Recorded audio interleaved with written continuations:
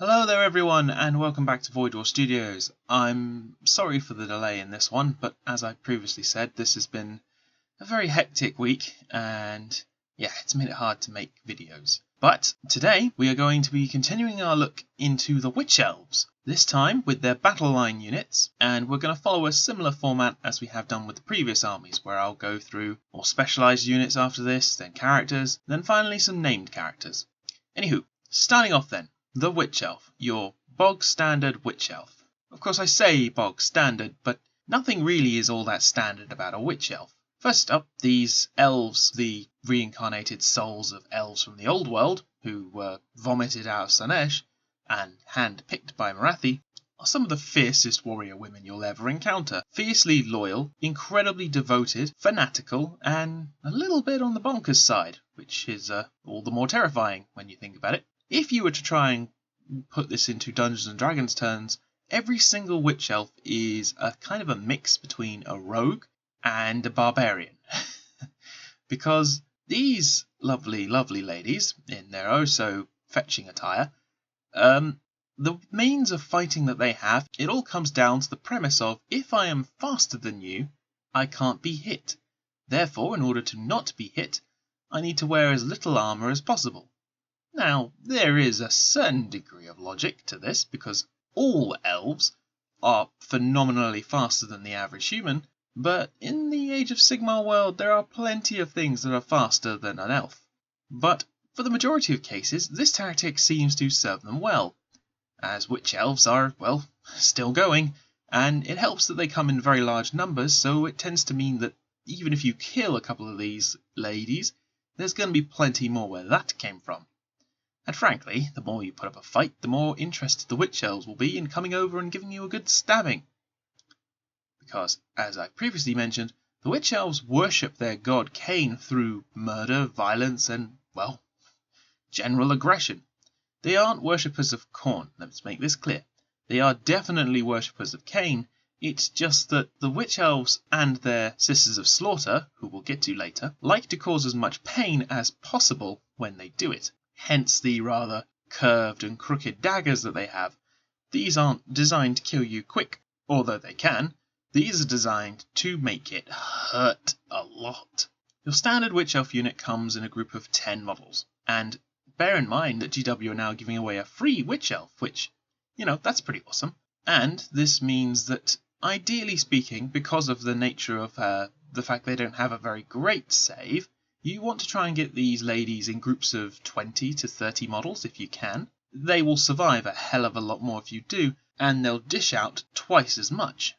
With a very respectable bravery of 7, 6-inch movement, which is important because you want to be able to get into combat with these ladies as fast as you can, because that 6+ save isn't going to stop anything from wiping you out.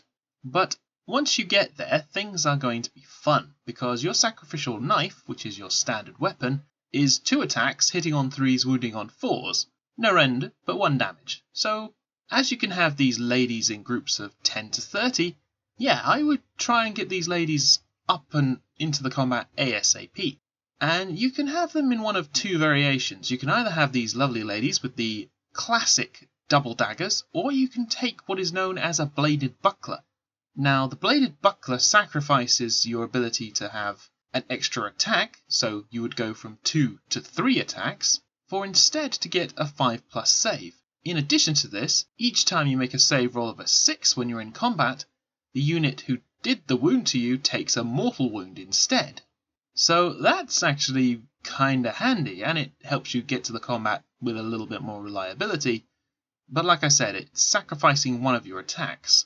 So you can either have guaranteed 3 attacks when you get there, or you can have 2 with a slightly improved save. So there is a bit of a trade-off there. But regardless of which weapons you choose, either case you have the ability Frenzied Fervour, which means that if this unit is within 8 inches of a friendly Daughter of Khaine hero, in the combat phase you can add an extra attack. So then, this then suddenly means that each Witch Elf has 4 attacks when you have 2 knives, 3 when you take a shield in addition. Now, personally I prefer the double dagger, but shield dagger makes a certain kind of sense. So I really don't know. I'm a Warhammer Old World guy, so I'm kind of leaning more towards the double dagger look. But yeah, the new Witch Elf models I'm a big fan of. They are probably one of GW's best update sculpts to these models, and I'm hoping that they keep the design fairly similar for Warhammer Fantasy, because it works more or less. Now, we move on to the only other battle line that the Witch Elves have. The Sisters of Slaughter. Now, I said that the Witch Elves are a little bit on the nutty side at the best of times, and this is true, but they haven't got much on the Sisters of Slaughter in terms of sheer nuttiness, shall we say. The Sisters of Slaughter are a subcult of Kainanites. These very devoted warrior women basically are elves who have become overcome with the murderous spirit of Khaine. And these warriors take a vow called the Druhari, and they don masks of living metal. So when they take this solemn vow, they will become part of a rather excruciating rite, which involves boiling blood, spells of bonding, and heat. Yeah.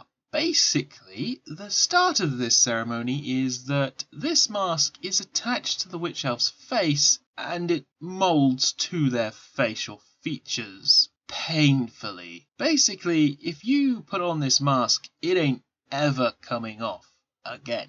And then after that, you've got to go through a series of ceremonial duels. And if you don't die from the blood loss or from being stabbed by another Sister of Slaughter, then yeah, you can be one of them. Sisters of Slaughter actually have a very unique fighting style. Whilst all Witch Elves are masters of the art of dodging, ducking, weaving, and, well, dodging, because dodging is very important, these Sisters of Slaughter take it to an insane level. They also combine this agility with an unusual weapon. That is indeed a whip. Not what I would normally consider a useful weapon in the middle of combat. However, Witch Elves have found ways to make this thing rather devastating. I mean, it helps that they often make these whips not out of just, leather with barbed metal on it, but some of them are made of metallic coils, and they will wrap around people, trip them up, and it will allow the Sisters of Slaughter, all their Witch Elf companions, to just stab the prone figures on the floor. When you combine this with other units, this is potentially devastating, as these serpentile-like whips can sever arms, lacerate eyes, puncture armor. They can do all kinds of nastiness to you. And the sisters either take a stout stabbing blade alongside these, or they take a bladed buckler, which means that they can block incoming strikes and then counter-strike with the whip. With a very similar profile, basic profile, to the Witch Elf, a bravery of 7, a 6+ save, 1 wound, and a 6-inch move, the difference of course comes with the weapons. Your bog standard weapon is a sacrificial knife, along with the barbed whips. The barbed whip has a 2-inch range, it's 2 attacks, hitting on 3s, wounding on 4s, with 1 damage. And the sacrificial knife is the same as your normal Witch Elf, except of course it's just a single attack, hitting on 3s, wounding on 4s, 1 damage. Here's where the fun begins. The 2 abilities they have, the Bladed Buckler and the Dance of Death.